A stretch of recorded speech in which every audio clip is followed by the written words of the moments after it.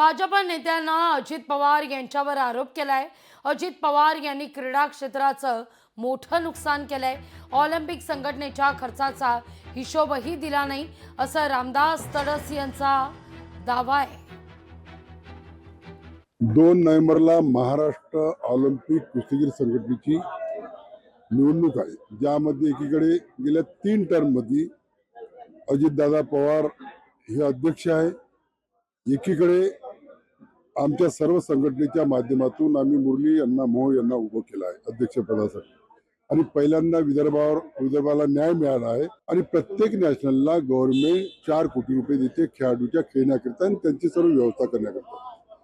त्या 12 कोटीचा हिशोब सुद्धा या लोकांनी दिला नाही आणि म्हणून आम्ही त्यांची सुद्धा मागणी केली आहे। संघटनेचा ऑलिम्पिक संघटनेचा बचाव राहावा, न्याय मिळावा खेळाडूने, म्हणून आम्ही निवडणुकीत उतरलो आहे।